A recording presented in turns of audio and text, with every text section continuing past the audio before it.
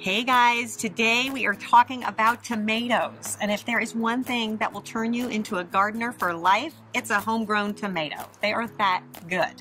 And anytime I grow tomatoes, I always like to have at least one of each color so that when they all come to harvest, I have a beautiful tomato salad that looks like a rainbow. I'm gonna actually leave you a link in the description with all the varieties that I love to grow. So when you get to the plant store, you'll know what to ask for. Okay, so let's talk about the plants. When you get to your plant store, you're gonna look for a plant that looks something like this, about this size. I think this is a great one to start with. Now, sometimes you'll see plants that look like this that actually have little blossoms on it. Now, if I had to choose between this one or this one at the garden center and it's early spring, I'm gonna choose the one that doesn't have any flowers. And the reason you wanna do that is because this poor plant is taking a lot of energy producing these flowers, and that is going to take away from it actually rooting when we put it in the ground. So plants take a lot of energy anytime they're doing something. That's a good thing to keep in mind. So if I plant this now, it's gonna take all its energy to keep continuing these flowers when I want it to actually root and become a strong plant. So early spring, you have a choice, pick the one without the flower. Now, if you're just thinking about starting tomatoes now and you're at the garden center and you have the same choice, I would pick something that had a flower on it because you're not gonna have a lot of time to let that plant actually recreate another blossom and then set fruit. So in that case, I go with the one with the blossom. So early gardener, late gardener. Okay, so now for the planting. Now, if you ask me, I really think tomatoes do best in containers. So this is great news for any of you that have balconies or terraces and you want to have a garden. Tomato gardening in containers is the way to go. There are also two different types of distinctions when it comes to buying tomato plants. You'll see them labeled either determinate or indeterminate. And basically what that means is if you buy a plant that's determinate, it means it's going to be smaller. It has a very determined area that it is going to grow. It's going to give you fruit probably for a few weeks and then it's done. So that's good if you don't have a big space and you actually have a smaller pot.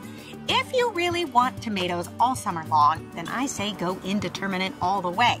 Even though it's going to get big and unruly, that's okay. You can prune it and train it. You're going to get tomatoes all the way through the first frost. So it really is a way to get your money's worth in a way. Because it's June and this is a late plant that's going in, I'm going to take the one with the flowers. What you want to do is you look at your plant and you want to clip off, just with your hand, all of the little branches and stems that are forming just below the blossom.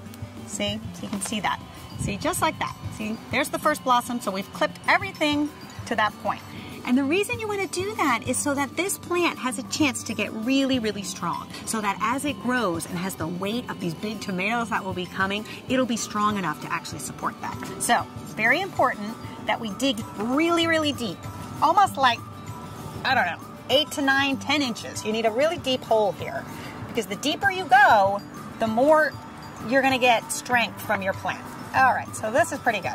Now, oftentimes when you come home from the nursery, your plant is pretty well fertilized, but in this case, because it is flowering and rooting at the same time, I'm gonna give it a little bit of food because it's spending a lot of energy here. So I'm just gonna take about a handful of organic tomato fertilizer and just spread it in. Okay.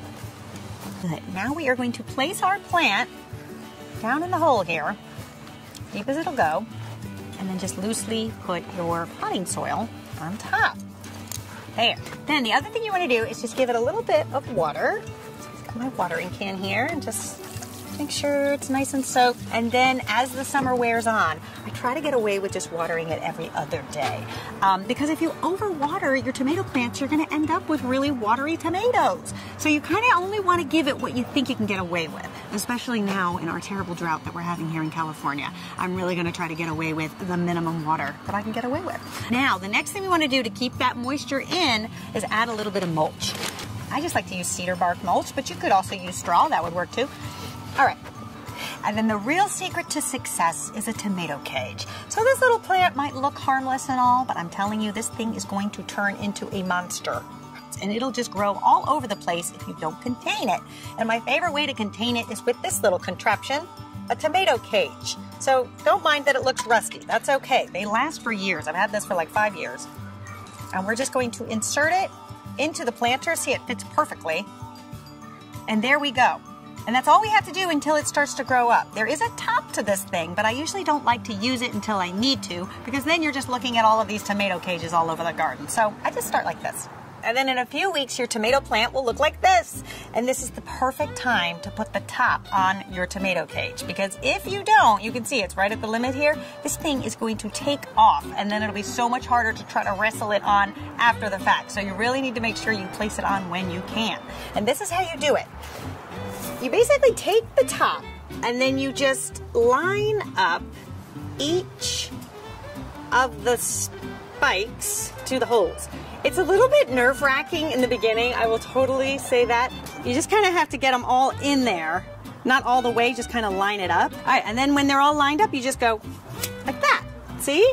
And now I've got this really hideous looking tomato cage, but in a few weeks, this plant will completely cover this whole cage. And the reason why I love it is in a garden like this, it provides great architecture. Because I have these indeterminate plants, they will just cover this entire thing and it'll look like a huge tomato tower.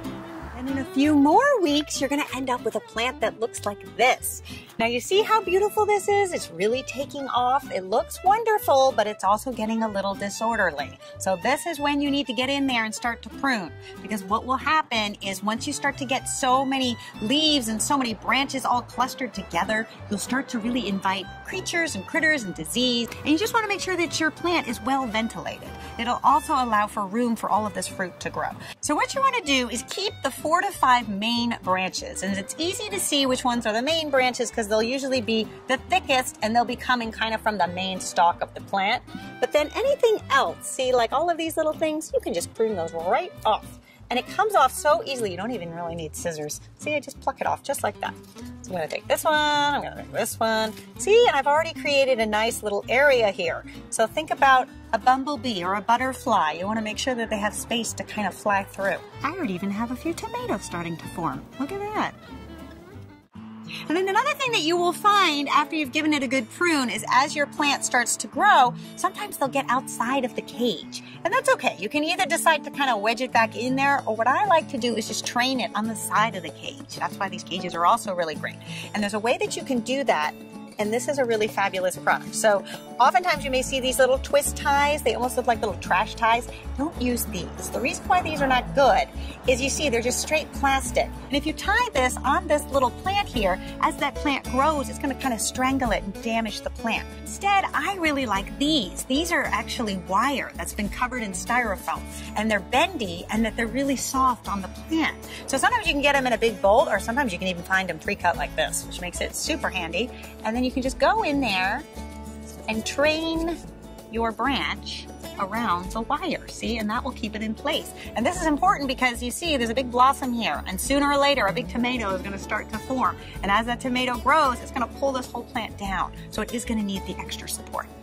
All right, you guys, so there you have it. Just a few basic tips when it comes to growing tomatoes. By no means an exhaustive list. So if you want to know more information about how to grow this fantastic vegetable, in the description is a link to one of my favorite gardening books and all the products that we've used here today. See you back here next time when we're going to tackle basil.